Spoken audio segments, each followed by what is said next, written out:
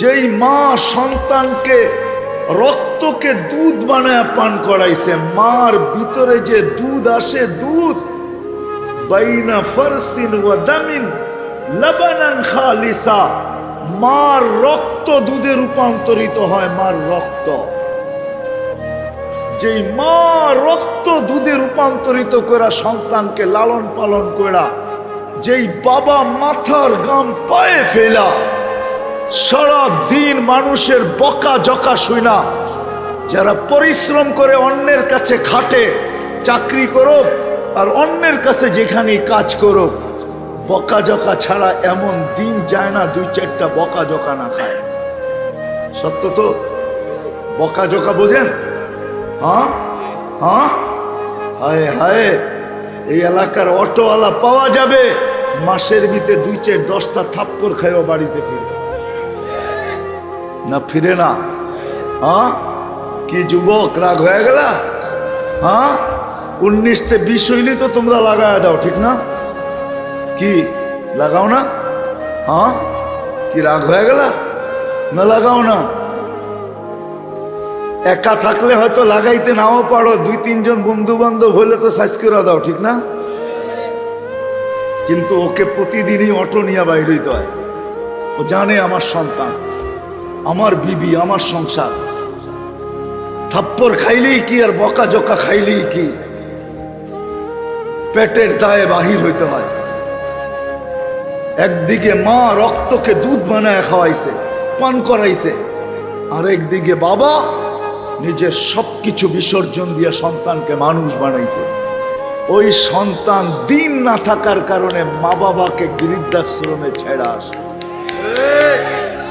না, ছেড়া আসে না? নাই বৃদ্ধাশ্রম? হয়তো 2500-এ নাই, ঢাকা শহরে ডজনের উপরে আছে, মনে হয় 2500-ও আছে। বৃদ্ধাশ্রম এখন ভালো ব্যবসা। সন্তান মা বাবাকে বৃদ্ধাশ্রমে রেখে আসে কেন? ওর কাছে দিন নাই। দিন দিন যদি থাকতো তো শাফি রহমতুল্লাহ আলাইহির মতো মাত্রে পাও টিপতো আর তেল মালিশ করে মাকে, বৃদ্ধা মাকে ঘুম পড়াইতো, আর মাঝে মাঝে তালুতে চুমা দিত। খুশিতে মা বলতো, বেটা পায়ের তালুতে চুমা, তো জবাব দিত, আমি আমার জান্নাতে চুমা দিয়া স্বাদ নিতেছি, স্বাদ, জান্নাতের স্বাদ নিতেছি। আজকে আমাদের প্রয়োজন হলো দিন, আর কিচ্ছু প্রয়োজন না। আমার কথাটা নোট করে রাখেন। আজকে হয়তো আমি বুঝাইতে পারতেছি না, আমার কাছে জাদু নাই। আমি ভাবি মাঝে মাঝে, আল্লাহকে দোয়া করি যে আল্লাহ এমন কিছু দেন না যে আমি আমার জাতির দিল ফাইরা ঢুকাইয়া দিতে পারি।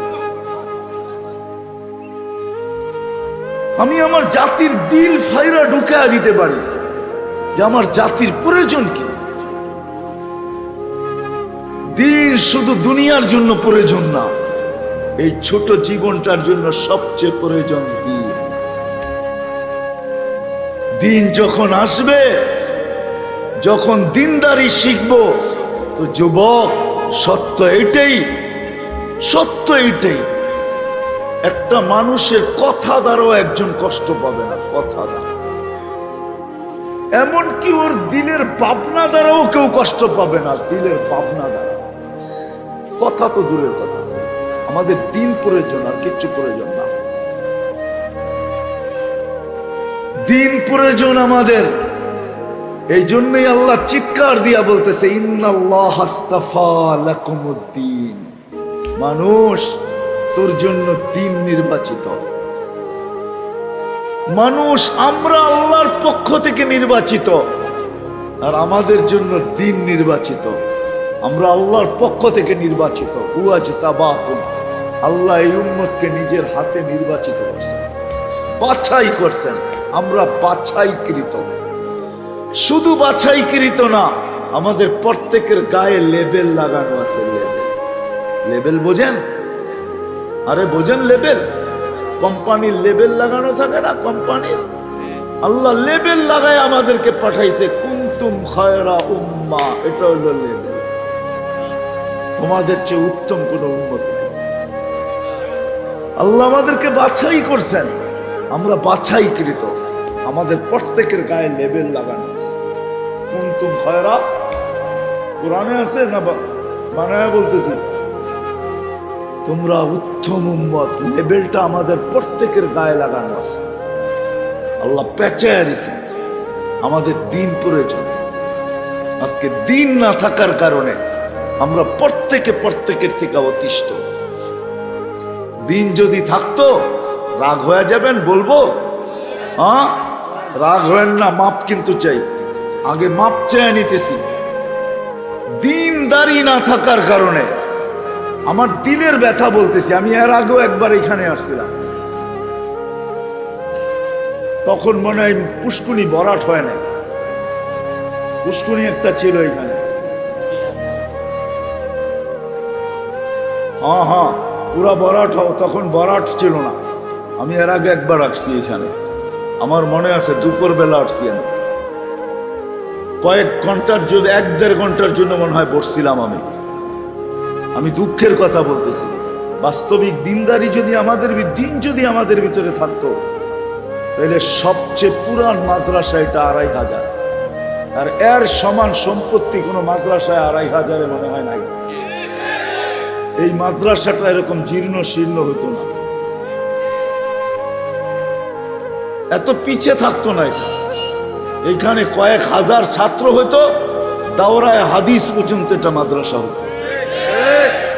আজকে ওয়াজ দিয়া গ্রামবাসী রুহের মাগফিরাত কামনা করতেছেন, ঠিক না?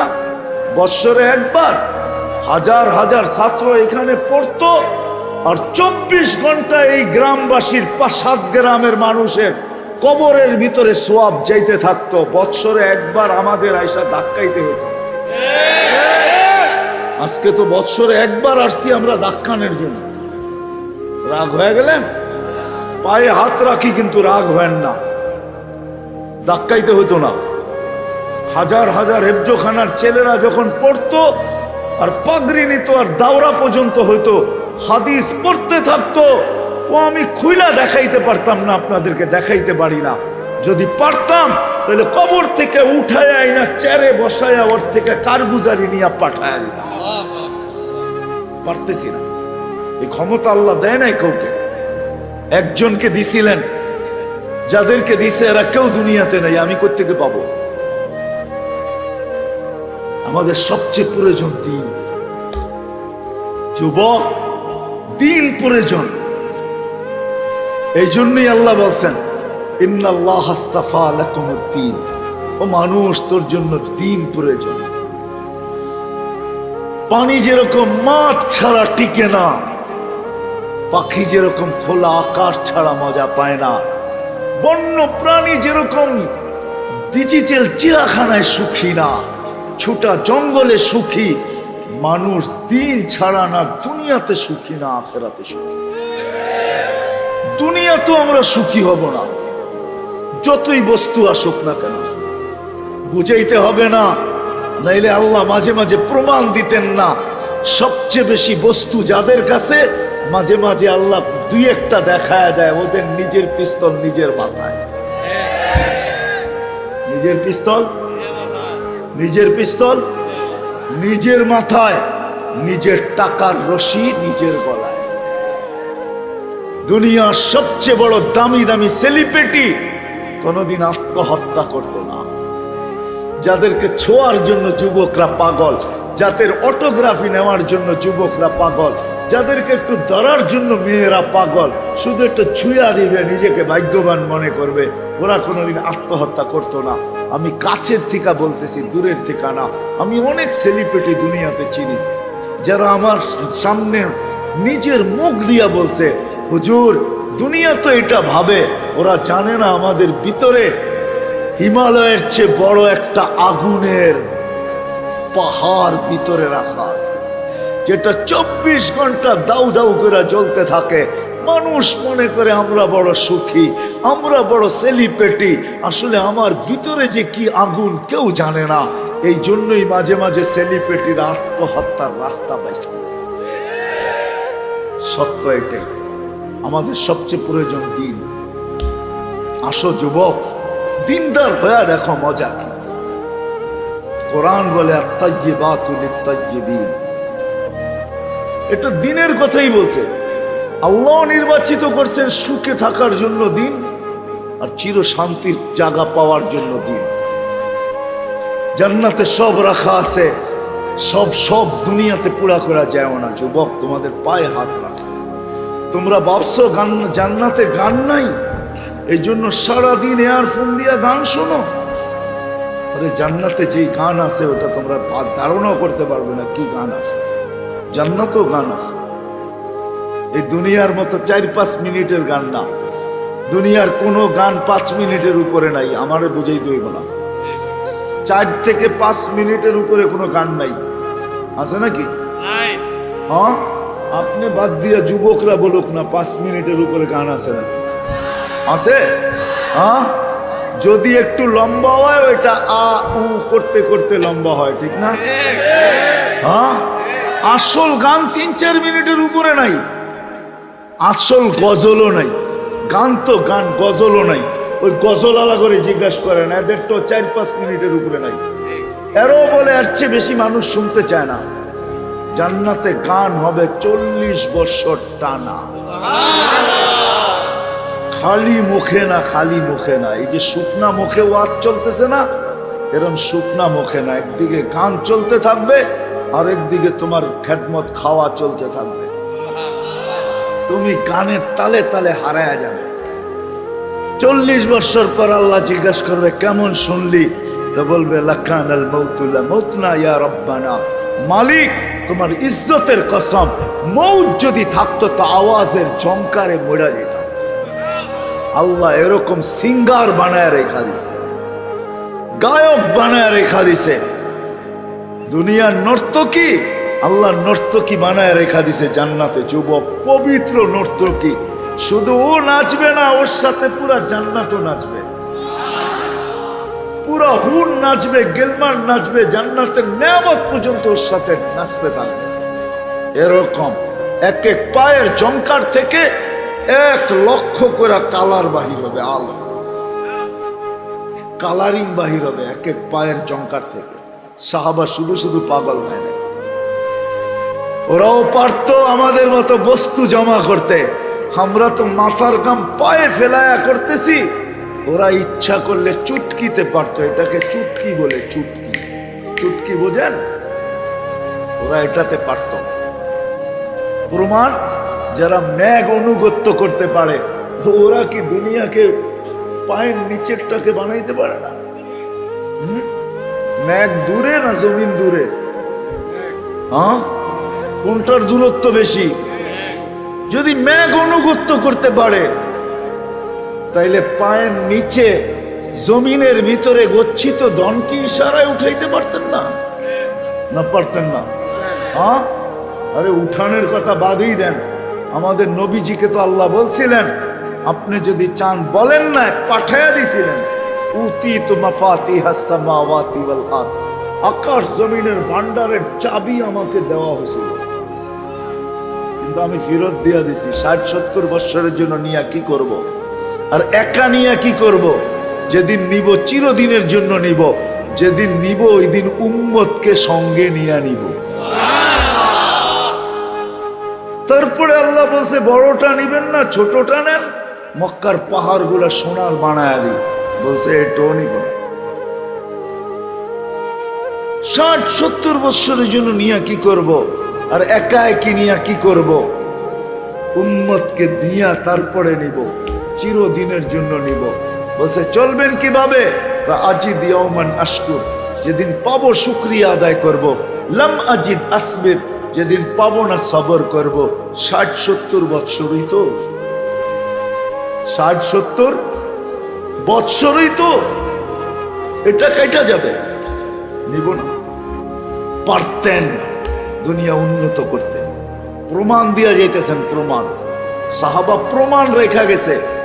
যাদের ইশারায় অগ্নিগিরি পিছে যাইতে বাধ্য, ও বিবেকালা মানুষগুলা, ও বুদ্ধিওয়ালা মানুষগুলা, ও বিদ্বান মানুষগুলা, এতটুকু মাথার ভিতরে বুঝ আসে না, এতটুকু ভাবতে পারি না, যারা অগ্নিগিরিকে পায়ের হাতের ইশারায় পাহাড়ে আবদ্ধ করতে পারতেন। ওরা ইচ্ছা করলে কিনা করতে পারতেন, যারা মেঘ অনুগত্য করতে পারতেন, যারা সমুদ্রকে চিঠি দিলে নদী পানি ছাড়তে বাধ্য হতো। আমি তো চোখে দেখা বলতেছি, পানি নদী বাধ্য, দরিয়ায় নীল পানি দিতে বাধ্য, যাদের ইশারায়। কথার শেষ জায়গায় চলে আসছে, আমাদের দিন প্রয়োজন, দিন প্রয়োজন, আর কিচ্ছু প্রয়োজন না। দিন যখন আসবে জিন্দগিতে, জীবনে, এই জীবনটা সুখী হবে, সুখী। সত্য কসম খোদা, স্বামীর ক্লান্তি স্ত্রী সইতে পারবে না, স্ত্রীর ক্লান্তি স্বামী সইতে পারবে না, মা বাবার ক্লান্তি সন্তান সইতে পারবে না, ভাইয়ের ক্লান্তি ভাই সইতে পারবে না, ভাইয়ের ক্লান্তি বোন সইতে পারবে না, বোনের ক্লান্তি ভাই সইতে পারবে না, প্রতিবেশীর দুঃখ প্রতিবেশী সইতে পারবে না, ও তো চাপায়া পড়বে। এই জন্যই তো বলছিলেন, যখন দিন আসবে, দিন পরিবেশটা সুখের হবে, সুখের। দুনিয়া তো থাকবো সুখে, আর মরার পরে এটা তো চিরসত্য, আল্লাহ কিয়ামতের দিন আমাদেরকে মাপবেন দিনের পাল্লা দিয়া, দিনের স্কেল দিয়া, দিনের মিটার দিয়া, দিনের মেশিন দিয়া। যার কাছে দিনদারি যতটুক হবে, জান্নাতের পরিধি তার তত বড় হবে, যেখানে সব রাখা আছে। আজকে তো তোমরা বৎসরে একবার একটা মেসেজ পায় খুশি হয়ে যাও, ঠিক না? রাগ হয়ে গেল, ঠিক না? কি হ্যাঁ, আবার লেখাও পাঠাও, ঠিক না? একবার হইলেও বলো I.U, ঠিক না? কি কও, বুঝছো না বুঝো নাই? I.U বুঝছো, যে একবার হইলেও লেখা পাঠাও, ঠিক না? জান্নাতে ডেলি মেসেজ আসবে, মেসেজ ডেলি, এই মেসেজ আসবে ডেলি জান্নাতে। বিশ্বাস হয় না? কুরআন বলছে লাদাইনা মাসিদ ফালা তা'লামু নাফসুম মা উখফিয়া লাহুম মিন কুররাতি আয়ুনিন জাযাআম বিমা কানু ইয়ামালুন। তুই জানিস না তোর বিনোদনের জন্য আমি কি বানায় রাখছি, তুই জানিস না কি বানায় রাখছি। মা তাস্তাহি আনফুসুকুম, যা মনে আসবে তাই পাবে। মা লা আইনুন রাআত ওয়ালা উযুনুন সামিয়াত ওয়া মা খাতারা কলবি বাশার। আল্লাহর রাসূল দেখায় সেই চিৎকার দিতেন না, মা লা আইনুন রাআত, এইখানে বসায় তোকে দেখানো যাবে না, আর দেখলেও তোর চোখ ভরবে না। বানায় রেখা দিছে আল্লাহ, ডেলি মেসেজ আসবে, ডেলি। এখন তো বৎসরে 14 তারিখের লেগে অপেক্ষা করতে হয়, ঠিক না? তোমরাও তো অপেক্ষায় আছো। আজকে কয় তারিখ? 8 তারিখ। হ্যাঁ, আয়া পড়লো 14 তারিখ, ঠিক না?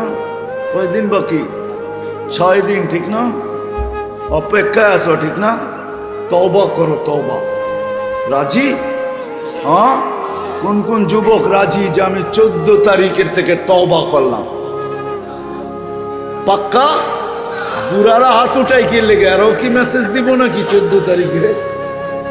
হ্যাঁ, পাক্কা তো যুবক, পাক্কা? নামাও, নামাও, আল্লাহকে নারাজ করো না। আমি কালকেও বলছি, আজকেও বলি, সব সময় বলি, বাংলাদেশের সাথে আল্লাহর একটা মোহাব্বত আছে। আমার মন বলে, মন। কেউ যদি কিতাবি দলিল চায় তো আমি দিতে পারবো না, কিন্তু মনও তো একটা জিনিস আছে, ঠিক না? নাইলে হাদিসে কেন আসতো আস্তাফতি নাফসা? তুই তোর মনকে জিজ্ঞাসা কর। বাংলাদেশের সাথে আল্লাহর একটা মোহাব্বত আছে। গত পরশুদিন তুর্কিতে 7.8 ভূমিকম্প আইসা কিয়ামত বানায় দিয়া গেছে। 5-6 বছর আগে আমাদের দেশেও আসছিল, কিচ্ছু হয় না। এটাই আমাকে বলে এই দেশের সাথে আল্লাহর একটা মোহাব্বত আছে, ভালোবাসা আছে। করোনার সময় দুনিয়া বলছে বিপর্যয় হবে, কিন্তু কোনো বিপর্যয় হয় নাই। আমাকে এইটাই বলে বাংলাদেশকে আল্লাহ মনে হয় ভালোবাসে, যার কারণে দুনিয়া বলছে বিপর্যয় হবে, আল্লাহ বলছে না, এইখানে বিপর্যয় হতে দিব না। 10 নম্বর মহাবিপদ সংকেত, বুলবুল কোনো বিপর্যয় ঘটাইতে পারে নাই। আমার বিশ্বাস বাংলাদেশ নড়বে চড়বে, কিন্তু পড়বে না। কালকেও কিন্তু মিডিয়ায় আসছে বাংলাদেশে ভূমিকম্প হইলে 9 নম্বর হবে, তাও ঢাকা আশপাশ। কয়টা জেলায় হবে ওটাও বলে দিছে, কালকে রাত্রে আমি দেখতেছিলাম। কিন্তু আমার বিশ্বাস আসতে পারে যদি আমরা আমাদের জায়গায় থাকতে পারি। যুবক, তোমাদের পায়ে হাত দিয়া বলি, আল্লাহকে আর নারাজ করো না। 1 মাস তোমরা নারাজ করছো আল্লাহকে, ফুটবল খেলা দিয়া কিচ্ছু হয় না, আল্লাহ মাইনা নিচ্ছেন আমার মনে হয়। শুধু এই 30,000 হেফজোখানার কারণে, শুধু 2.5-3 লক্ষ মসজিদের কারণে, শুধু মার্কাজের কারণে, হক্কানি আল্লাহওয়ালাদের খানকার কারণে, হক্কানি আলেম ওলামাদের কারণে রাত্রে 4টার সময় 30,000 হেফজোখানার ছেলেরা উঠা, শীত হোক আর গরম হোক, আল্লাহর কালাম পড়তে থাকে। এটার কারণে মনে হয় আল্লাহ সয়া নিছে, 31 নাট সয়া নিছে। আর আল্লাহকে নারাজ করো না। তোমাকে পায়ে হাত দিয়া বলি, আল্লাহকে নারাজ করো না। বিপর্যয় যদি চলে আসে, তুমিও ভুগবে, আমিও ভুগবো, সবাইকে ভুগতে হবে। এই জন্য পায়ে হাত দিতেছি, দিন আমাদের প্রয়োজন। আল্লাহকে নারাজ করো না।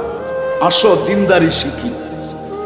দিনের সবচেয়ে বড় জিনিস যেটা মাথা, দিনের সবচেয়ে বড়, দিনের ভিতরে সবচেয়ে বড় জিনিস যেটা, সেটা হলো 5 ওয়াক্ত নামাজ। সবচেয়ে বড় জিনিস যেটা, এই মজমা আজকে ওয়াদা করো যে আর আজকের থেকে নামাজ কোনো অবস্থায় ছাড়বো না। ওয়াদা বুঝা কিন্তু হাত উঠায়েন, ওয়াদা কিন্তু কোনো অবস্থায় নামাজ ছাড়বো না। দরকার হইলে একা পড়া নিব। আল্লাহ কবুল করো। এই উম্মত যদি 5 ওয়াক্ত নামাজ আল্লাহকে দেখাইতে পারত, 100-তে 100 5 ওয়াক্ত নামাজ শুধু, আমার বিশ্বাস এই উম্মতকে আল্লাহ পাখির চেয়ে উত্তম ভাবে পালত। কেন আল্লাহর ওয়াদা আছে, ইয়ারযুকু কামা তারযুকু কামা ইয়ারযুকুত তাইর, তারযুকু কামা ইয়ারযুকুত তাইর তাবদু খিমাসান ওয়া তারুহু বিতানা। আল্লাহ পাখির মতো আমাদেরকে পালতেন। আমরা জানি না আল্লাহ আমাদেরকে কতটুকু ভালোবাসে, কতটুকু মহব্বত করে, কতটুকু প্রেম, কতটুকু প্রীতি, কতটুকু স্নেহ, কতটুকু মায়া। নাইলে একটা উদাহরণ দেই, যুবক একটু ভাবো, তোমার এই বিবেকটা দিয়া, বুদ্ধিটা দিয়া, তোমার বিদ্যা দিয়া, তোমার টেকনোলজিকে সামনে রেখা 24 ঘন্টা অক্সিজেন কান নাও। কার? কয়বার ডেলি আল্লাহ বলি? যুবকরা বলুক আমাকে যে ডেলি একবার আমি মনের থেকে চিৎকার দিয়া বলি আল্লাহ। একবারও বলি, কিন্তু অক্সিজেন কান নাও। না ফরমানি কতটুকু করি একটু বলো। আল্লাহ ডাকে, তারপরও তো আসি না, ঠিক না? 24 ঘন্টাই তো নেটের ভিতরে ঘুরতে থাকি। কোথায় ধরা ছোঁয়ার বাইরে, এইখানে বৈশা খালি দেখা দেখা মজা নিতেছি, ঠিক না? গুনাহ না? না গুনাহ না? নেকের কাম। বলো, তোমাকে যৌবন কে দিছে? অস্তিত্ব কে দিছে? এটা পরিচালনা কে করে? আল্লাহ করে না? এটা কয়জন অপারেটর চালায়? এই দেহটা কে চালায়? আল্লাহ না চালায় যদি প্রত্যেককে বলতো আল্লাহ যে অপারেটর রাখো আর চালাও, ফ্যাক্টরি চালাইতে হইতো না, এটা চালানোর লেগে কয়েকশো রাখতে হইতো। মনে হয় আমি বুঝাইতে পারতেছি না? 2 চোখ 26 কোটি ক্যামেরা দিয়া দেখে। যদি অপারেটর লাগতো তাইলে মনে হয় ক্যামেরা সেট করতেই 26 কোটি লাগতো, যে তুই ক্যামেরা সেট করে রাখিস, আমি যেদিকে দেখবো সব যেন দেখি।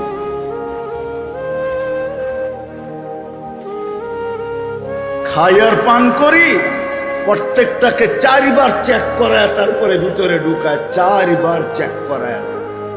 নাক চেক করে ঘেরান ঠিক আছে কিনা, জিহ্বা চেক করে স্বাদ ঠিক আছে কিনা, দাঁত চেকিং করে কোনো পাথর